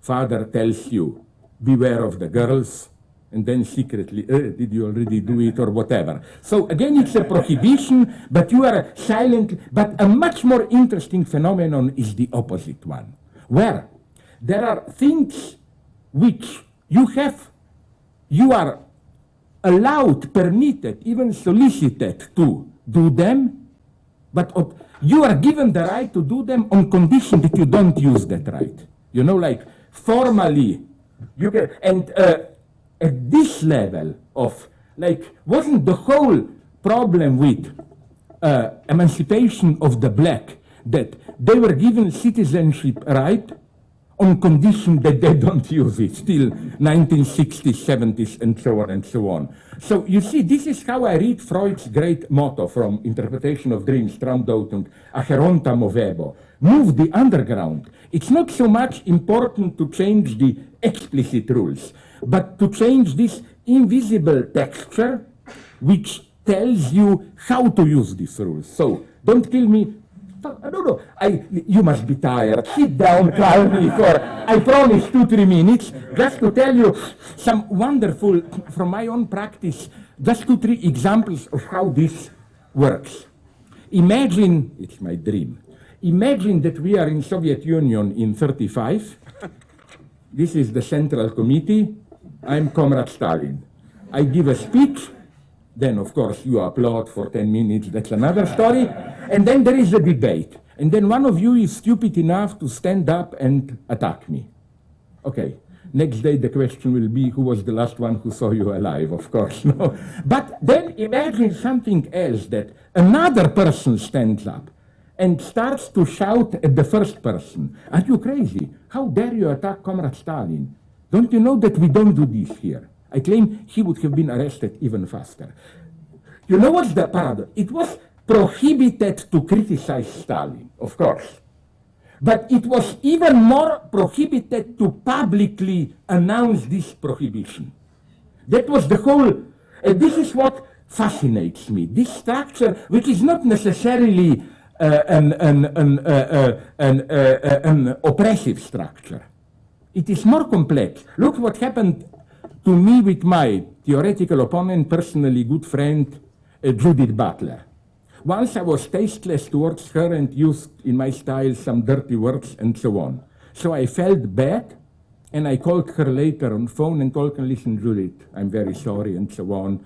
Okay, it was no problem. She's a nice lady. She said, Slavoj, although it was a little ambiguous. He said, "We all know how you are, so no, so no problem, you don't have to," and so on. But then you don't owe me any apology, no? But then with my evil mind, my immediate reaction was to tell her, okay, if I don't owe it to you, then I take it back. Because, namely, you see, this is the refined paradox I'm mentioning. How does really an apology function? If I apologize to you, the only way for you to really accept the apology is to say it wasn't necessary. If you say, my God, I deserved it, it means you don't really pardon me. You see this beautiful paradox of you do something and you succeed in what you wanted to do precisely when it is proclaimed superfluous. And I think all erotics works like this. This is my second example. Did you see a shitty movie? It's a little bit boring, but not so bad, with Ewan McGregor when he was still a working class hero before he became Jedi or whatever. Brushed Off, a British movie about striker. There is a wonderful then he accompanies a girl to her house, very Hegelian point of dialogue, and there they are already flirting. The girl tells him, would you mind to go out to my apartment to drink some coffee? He says, yeah, but there's a problem, I don't drink coffee. And she said, no problem, I don't have any. Can you imagine a more erotically provocative invitation? But you know what's the problem? The problem is that the moment, but it must remain implicit, the moment you mention sex, everything would have been ruined. Like if she says, listen, I just want you to fuck my brain out. Who cares about coffee? It's ruined everything. That elegance fascinated me. You know how, again, you do something and you proclaim it superfluous. Or another classical example that I know. No, it happened to me really. With a black friend of mine. I don't want to, he's a great academic name, I don't want to embarrass him only for this reason. I will not say her name. I was in my usual evil, extreme bad taste mood, so I told him, is it true that you black people not only have penises like this, but that you even can move them freely. So if you walk naked and you have a fly here, bump, you can do it, no? It worked. He embraced me and he told me, now you can call me nigger. But you know, this meant you are really one of us. Because, you know, try to call them nigger if you are not one of them, you know. But then, when I told this story to other friends, they told me, but you didn't get the point. It wasn't meant that you really will call him nigger. And I said, but that's the whole point. Of course, he didn't mean now you just shout nigger, nigger, and so on. It was strictly an offer to be rejected, you know. Like, it wasn't meant you really do it. It was just a kind of a very gentle sign of like, we are really close or whatever at this level, you know. And the very last story, you get this mechanism at its purest. I have a photocopy of this document at home. When I was young, a friend of mine, this was mid-1970s. We still have obligatory military service in ex-Yugoslavia. I don't know how it is here. Okay, you don't have obligatory military service, but in ex-Yugoslavia, you know, for 1 week you get some preliminary training, then the big event happens. You know, like all soldiers are gathered, then publicly you recite that, me, you say your name, I'm ready to give my life to protect my, and then you are a full soldier. After that, there is a big, like, rich book, you have to sign your name. A friend of mine did an incredible thing. When it came to him, he said, is it a free choice or do you order me to sign my name? The officer said, my God, this is an oath. You cannot be forced to take an oath. You do it freely. Okay. My friend said, then I don't sign it. The officer said, are you crazy? You will be put in prison and so on. Okay, so after long negotiation, my friend, and that's the historical document, got a paper where the officer wrote, I, officer blah blah, formally order this soldier to freely sign the oath. And I don't think this is some dark totalitarian mechanism. Our social link at some most elementary level always works like that. And you see here, in all these paradoxes of you say something, but how are you to take it? Or a classical example, I don't know how do you have it here, but I think it's similar like with us. Let's say I'm poor and you evil guy who will interrupt me, you are rich. You invite me to dinner out. We know in advance you will pay. But do you have here also this ritual that when the bill arrives, we have to play this game, no, I will, and so on? No. Once, just to annoy a friend of mine, my God, I had the deepest sadistic pleasure. After my friend said, no, I will pay, I said, okay, pay it, you know. But what I'm saying is that you see the elegance. We both know that this is in a way a hypocritical play. But it's not hypocritical really. It establishes an authentic social link. Okay, as they say, did you read when you were young those German kids novels, Karl May, Winnetou? Yes. And their Indian said, ich habe gesprochen, how? Yes. So I say this and I finish. Thank you very much.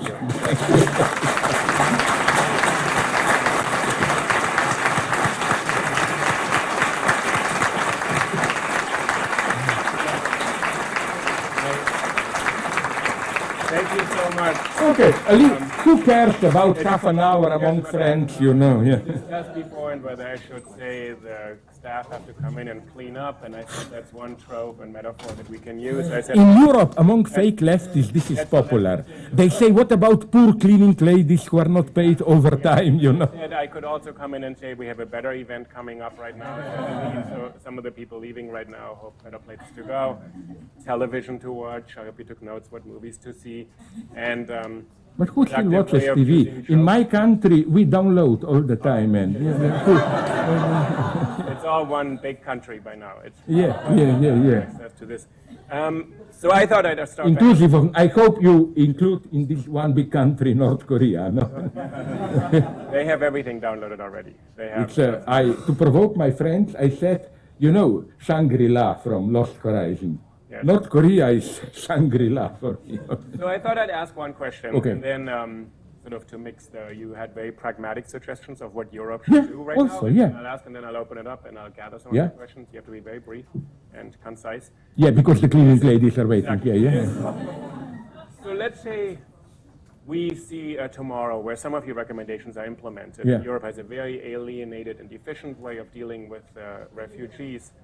Currently, there's a huge debate around war refugees, especially from Syria. Are they war or are they economic? No, actually, I want to make a different point. It is not a debate right now about economic refugees from other parts of the world. And that distinction in your suggestion that Europe has to actually produce a way of thinking about this. How do you make this distinction between a war refugee versus an economic refugee, who seem to be at this moment being discussed in different ways, in ways that you've been describing, that European liberals and far right-wingers will make those distinctions, they will coincide. That these people deserve it, and these people deserve it a little less, but living a good life is not as good as escaping violence.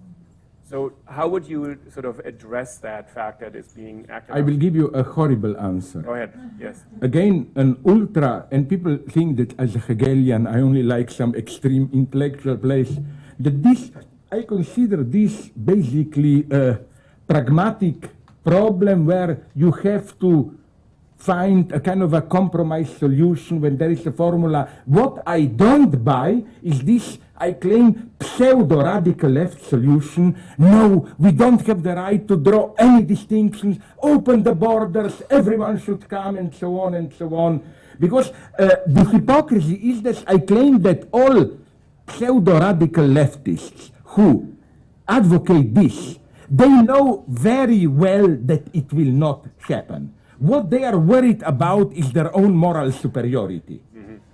No, but don't you see, okay, do you have, now I'm not bluffing, sincerely I ask you, I don't think there is a simple a priori solution here. You have to be very pragmatic and say, I know this sounds brutal, cruel, but is there any other solution there to say, wait a minute, it's brutal, but we have to establish some criterion, of course, not racist one, not religious, but let's be vulgar, the level of suffering or what? Well, and Who can come? be honest about the criteria. You brought up Toussaint Louverture. This country had a policy about Cuban versus Haitian refugees, treated very, very differently. There's always been made a distinction. And so this, for me, Haiti was really that you brought up Haiti, which had a very radical idea to think everybody is black, regardless of whether they're black or not. Yeah, but this meant everybody can come there. But you know what's the problem? They knew very well that the problem that nobody wants to come there, you know. Well, like to be cynical, you know, it's easy to, like Stalin also always called working class people to come to Soviet Union because... I kind of wanted to, just to sort of, you know, listen to you, sort of, you want to shift a certain line, one that has regulated speech in certain ways, and push it very far and say there's obscenity, there are jokes, that this line has been drawn too closely. And other one, and then you said that we have to draw other lines. Yeah. You have to make very clear distinctions. You're saying on the one hand, this discourse cannot be determined and regulated and policed like this, but other discourses are not sufficiently regulated right now. There's this kind of vagueness about anybody could come in. He said, no, that's very specific. Yeah. Do you want to open it up? And no, what, sorry, just to, I will very short. No, my point, I agree with you. My point was not we need more opening or more closure, but very specific, as you said nicely. There are, no, my point would be more this one, that often we get caught in abstract problems, but when you look at it, for example, people often tell me, but how do you know that if you say that dirty joke that you are not really perceived as racist, the obscenities, no, that I gave? I claim no, in actual life situation, you always know perfectly well. Are you violating, is it racism or not? I don't, if anything, there is much more racism, and although I have many English friends, would you agree? Let's now target on a common enemy, you know. Not the Jew, but the British, no? You know what worries me much more? Englishmen, from my experience, maybe also Japanese know the same, are masters of being extremely aggressive and humiliating, but in the form of extreme politeness. Oh, absolutely. Yes. This is a much more dangerous thing. It's a much more powerful thing usually. Powerful even, yeah. Absolutely. Well, it's a kind of Oscar Wildean way of being in the world. Yeah. Sorry? Oscar Wilde is sort of the epitome. Although, can you imagine, one of my favorite papers on socialism and communism, it's still, you remember, the first paragraph of the Oscar Wilde text on socialism, where he basically says, I want socialism so that I will not have to feel sorry and to help the poor and so on and so on. It's a wonder. I mean, And an irony that would be worth talking with you about at a later time is that then Oscar Wilde is put on trial for what and goes to prison for obscenity. So in some ways he pushes dialogue in a certain, he pushes conversation in a certain, what you're trying to do, and then at the same time it gets shut down in another place. Yeah, but you know what is the saddest thing? I read books about that. It's that what really, because in spite of his dandyism and so on, he was, my God, this will sound so patronizing, but he was really open towards ordinary poor people. And what really, I read this in a biography of Oscar Wilde, what really hurt him was the total lack of sympathy in his predicament from ordinary working class people. They dismissed him simply as upper class decadence and so on and so on. This hurt him very much. Should we open it up to... But please, just two things. A democratic debate, which means as a good Stalinist, did you distribute the questions already and now? And second thing, we have now a dialogue. But remember, I am a Platonist. And I like, if you know Plato, you know how do they look, the last Plato dialogues. One guy talks all the time. The other guy only says every 10 minutes like, yes, Socrates, by Zeus. Exactly. Let's have this type of dialogue, yeah. So I'll be the ephebe to Socrates, okay? Okay. Yes. No, fuck you, I'm Socrates. You just say, by Zeus, you are right, and so on. Okay. So anybody would Please. venture into this agora forum? I will ask you something else listening to you since no one is volunteering right now.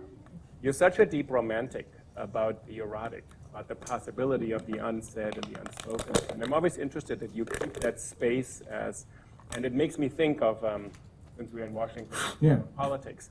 Hannah Arendt once said that love between two people is the apolitical space in the world because it's worldless. It's the end of world as a communal space. And when I listen to you, when you do the example, you always call it the erotic, and I think it also is romantic. And it's First, I agree with her that I don't believe. First, I'm totally opposed to that stupid Freudo-Marxist leftist dream in communism, sex and work and politics, everything will be the same. That's not your position, no. Absolutely not. You know, which is my ideal, and I've written about it, love. Now that they opened up a little bit Russian archives, it's proven that Lenin did have an affair with Inessa Armand. It was done, first, it was a passionate affair. There is a photo which was, of course, censored in Stalinist era, where you see Lenin at her Inessa's funeral. He is totally, obviously, totally broken down. That was his end. But what I like, you know what's my basic notion of true love? Let's say we fight for a cause, whatever is your cause, communism, whatever. True love does not mean I have a love partner and I prefer her. No, you always have, if there is a choice, you have to choose the public cause, science, work, whatever. You don't gain respect in love by, that's the paradox of love. The message to the man and woman should be, you mean everything to me, but I don't want to ruin it by sacrificing my life totally for you. For me, the idea, and this is what, for example, Lenin and Inessa Armand did. It was, everybody knew it but just talked it. But you know, like, they worked like crazy for the revolution. But the love was outside it as some kind of absolute point. This is why the example that I usually give is Marguerite Duras novels, where there, I hate this Tristan and Isolde bullshit, you know.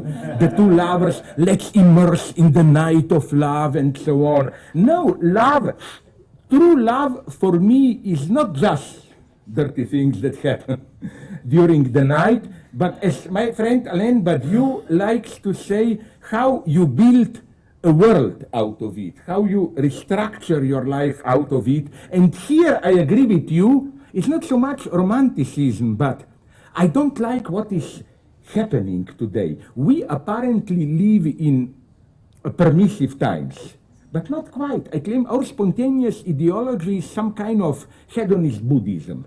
You know, like, be truly yourself, realize your potentials, but don't too much, as they like to say, this Jedi wisdom, don't get too much attached to any object and so on, you know. And no, for me, love doesn't function like that, and this is why today, like, if love is too passionate, it's almost perceived as something obscene, prohibited, this type. We don't live in... Alain Badiou says to love reconstruct. It's a revolutionary new world. So the other example I would say is Gilles Deleuze says, when Angela Davis is on trial, they say, this is a woman in love. And says, it's a revolutionary world out of that. So it's not a world that we know you love and you keep on recreating the same world. So this is what I meant by the romantic part of you. I agree. But also what I want to emphasize is this one, that here, although I have other problems with Hannah Arendt, but here I agree totally with her that love should be kept apart is an exception. It's not that, you know, I hate again this idea. Let me ask you another thing. The Supreme Court of this country decided that same-sex marriage is legal. Hannah Arendt would have said no love could have been legislated at all points. She said one of the greatest scandals in this country was that miscegenation was not legal until 1967, Love versus Virginia. She said that should never be regulated politically at all. And in a weird way, she would have probably not been totally in favor of legislating what marriage could be. She said that should be out of the realm of politics altogether. But what does this mean? It means but if you are a so-called normal heterosexual couple, then it's still legislated. So it's a question of equality, but she said, but it should ultimately probably not be decided by the state at all. I am here, that's interesting, because I am here much more, again you would say romantic, you know, in what sense? I'm well aware of all this Marxist stuff that marriage is not just love. Marriage resolves the problem of inheriting property, all that. But precisely today, when for the great majority of people, what is at stake is not property. The beauty of marriage for me is two people declare publicly, fuck you with ultimately don't care, fuck off, you know, like, we have our space, you are out. It's a beautiful public act. This is the marriage vow. Yeah. Right. You have a question or comment? Yeah. Go ahead. Curious about thank you. Hi. I'm curious about navigating the tension between defending Europe but simultaneously resisting this like imperial universalism. And in that way, is this a defense of this void as such? Like when you mention Malcolm X, the X as the placeholder for this past, how are we... What do you mean by imperial universalism? When you were discussing, I mean, like having a sort of a charade of universalism that is in fact just from what you were talking about, this more Eurocentric, patronizing view. What I see is this tension between defense, this provocation that you made, the defense of Europe and its promise, and then this condescension of the universal view of Europe, like how to navigate that. Okay, first thing I would say is that the big question is, again, I didn't just try to squeeze out, what do you really mean by universalism? The first lesson of Marx, and it's absolutely crucial and still actual today. You know, Marx is not just a historicist who says every universality is false. It's like human rights appear to be human rights, but in reality are the rights of... Marx was a good Hegelian, and a good Hegelian means a good formalist. The Marxist idea of human rights is not they are falsely universal, but of course they are, but precisely because of this false form, a certain gap opens up. It's true, it began with human rights which clearly privileged white men of property. But then it started, Mary Wollstonecraft, why not also us, women, blacks in Haiti, workers, prisoners, and so on. So in this opposition between form and content, a true Hegelian and Marxist is never simply at the level of content, like this is just formal democracy. No, form matters. The second thing I would say is that the key point of Marx is this one, that in today's global market, universality is a fact. We all do live in universality. Let me take an example that I like. Let's say you are a German, merchant, I'm a Chinese. You don't know a shit about my culture, I don't know a shit about your culture. So we negotiate. Of course, from a cultural standpoint, you can say, maybe words meant something totally different to you or me, but at a social level, our exchange was a universal act. And it doesn't, the truth is not in how you understood words, exchange money. The truth is that they, you know, for Marx, the universe of commodities is objectively universal.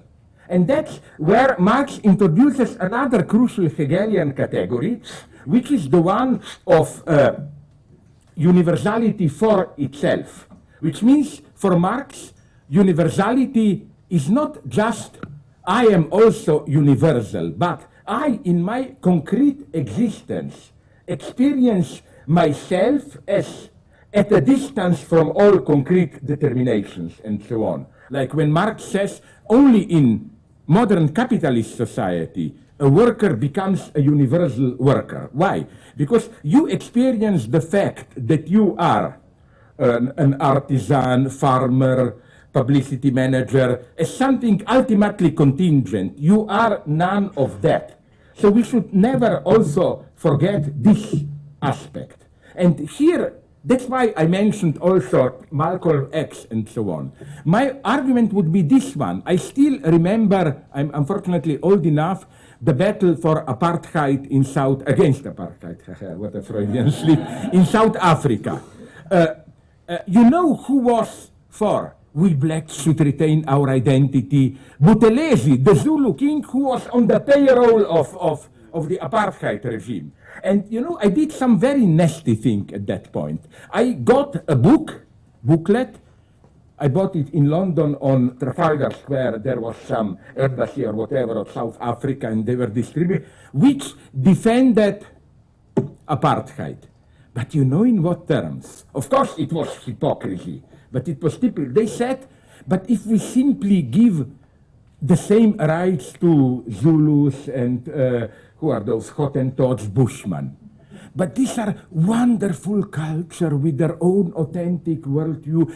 They will all become vulgar people obsessed with, well, you know, like if you read their justification of apartheid, it's just reading today, yes, and the greatness of Mandela, with all problems that are there, is that African National Congress always rejected this, you know, return to authentic roots line. They always insisted on universalism. Saying two things in this question, that universalism is a fact today. Yeah, everybody that's looks like it crucial. already. Yeah. That Marx gave us the way to say the small gap between the form and content, actually, that there's a potential to activate that alienation.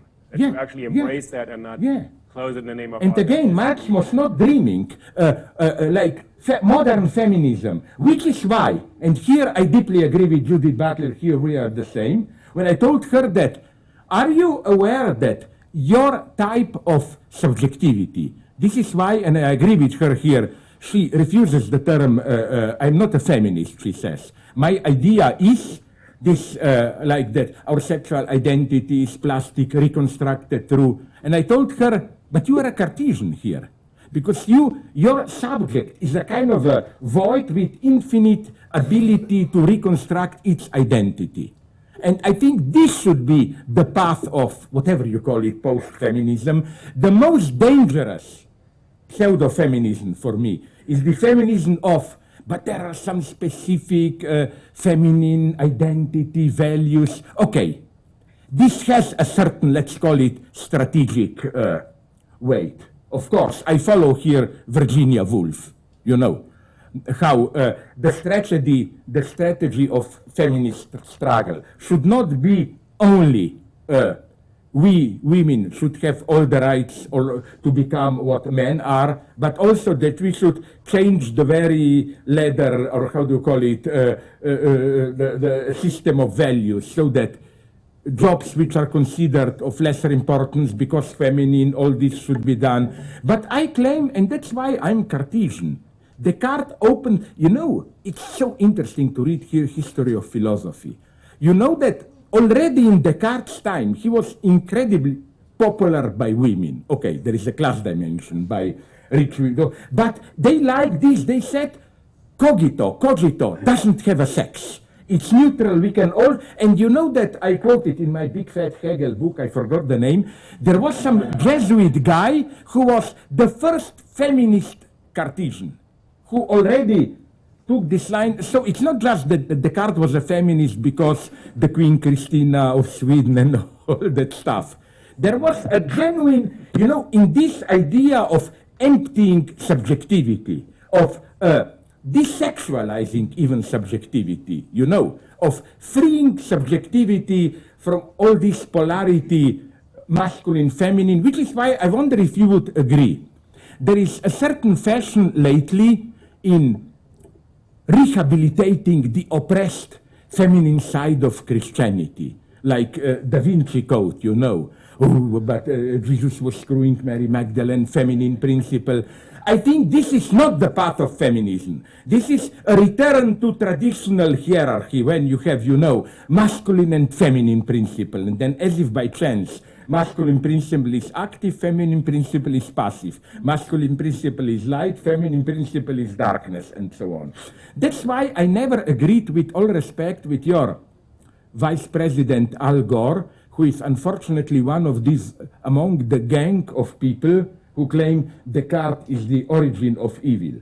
My only great appreciation of Al Gore, after losing that Florida staff election, no, he did something wonderful. I have a friend who was in one of his speeches. You know how he for some time presented himself? I'm the guy who once was the future president of the United States. I can develop the whole theory of Hegelian temporality here. I think we can take one more question. There was one in the front here. Yeah, go ahead. But I noticed that typically you prefer the right side. This is noted by Soli.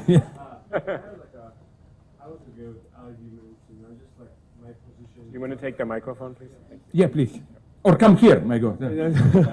No, I'm hypocritical. I offered you because I know you will not. Yes, Mr. Klein, yes. Yeah. First, I will tell you, you have to know my position.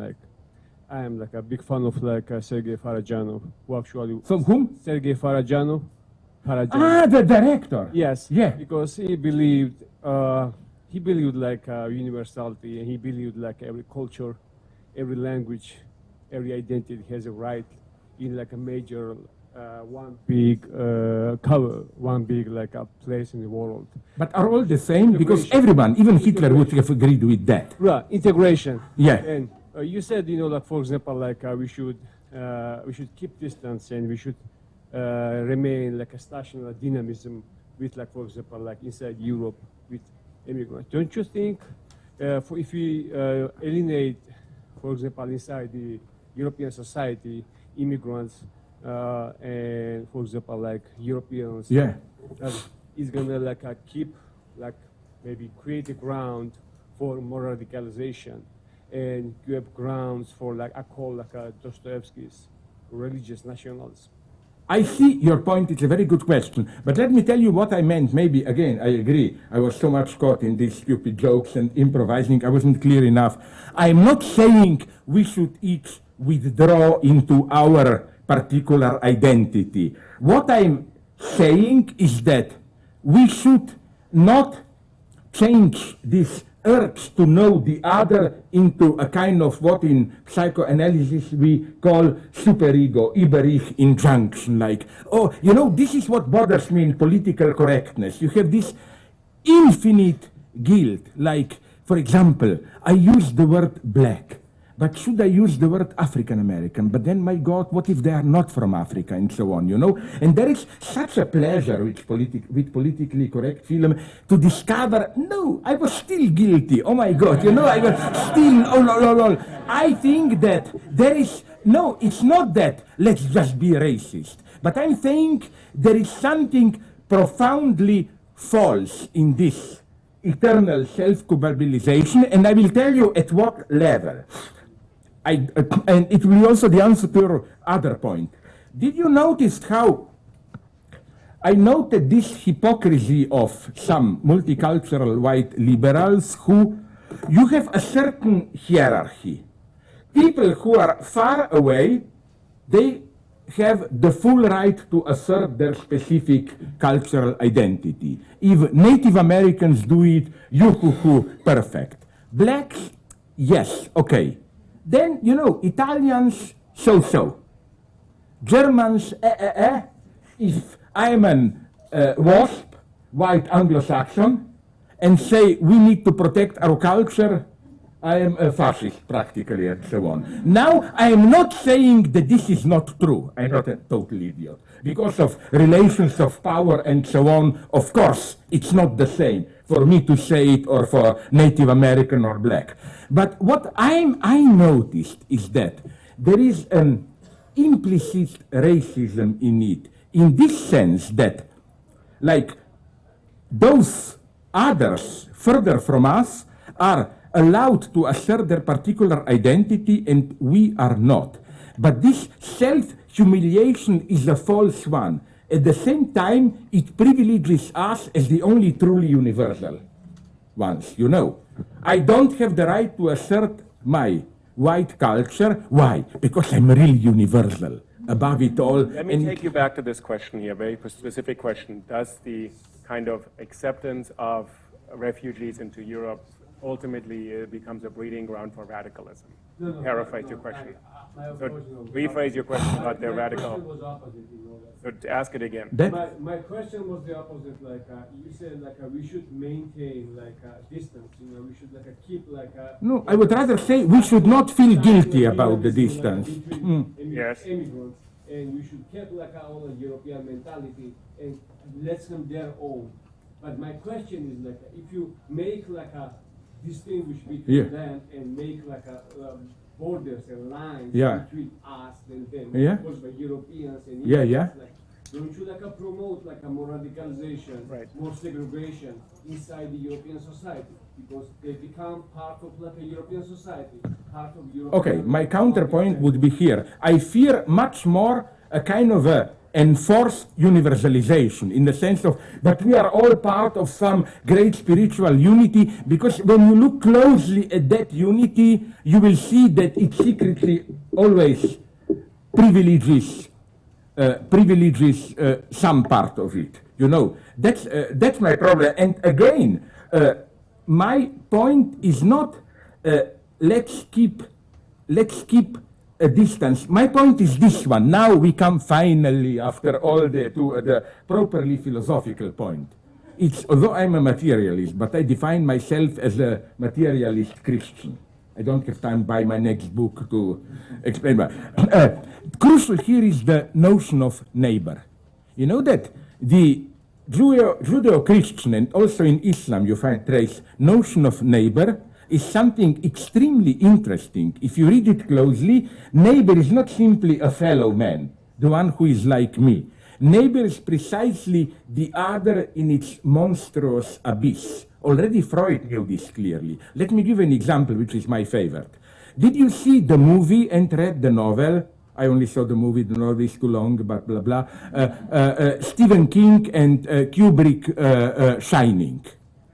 The hero, it's the story of how a fellow man becomes a neighbor. It begins with a happy family, father, one of us, and slowly the father turns a murderous monster. And Stephen King was right when he said it was the big mistake to hire Jack Nicholson to play the hero. Why? Because the whole point of the novel is that at the beginning he is the kindest father. Slowly, but you know, like the second Jack Nicholson appears on screen, you know. No, but you know what I mean? This is why, as even Levinas, with whom otherwise I don't often agree, says very nicely that if you read properly the Ten Commandments, they are really offer a protection against the neighbor. The point is how to keep the neighbor at a distance. And I will even go to love here. Was it Rilke or who said that in true love, true love is, and but you put this nicely, true love, I'm speaking about man, woman, whatever couple, is the strongest assertion of difference of the two. True love is not Tristan and Isolde and that bullshit, we become one in the eternal night. It actually says you have to stand guard over each other's solitude. Yeah. That's what I meant by it. To guard the other solitude. To guard your personal, like, to guard the other solitude, you know, you guard your personal space. No, I'm a little bit more radical, because I don't think you or I know, here I'm a Freudian, know what is my personal space. I think we are enigmas for ourselves. Right. Look, my question was like... I'm sorry, we're going to continue. No, but I'm very sad, because, but speaking about Paradiano, I like him. You know whom I don't like? Tarkovsky, Sokurov. There I have a problem. I want to say, since you talked about this earlier, you know, there are a lot of great nights to have. This was a really special night. I had a huge amount of my God, fun, we learned a lot. Like you talk now like in pornography. I express my gratitude. A passionate night of whatever. I express my gratitude, and I hope you will not decline when we all say thank you to you. And we're going to continue with wine and water upstairs. And I really want to thank you. So I know why you said this, because I said at the beginning that I don't drink wine. So wine for you, water for me. Thanks for your hospitality. Okay.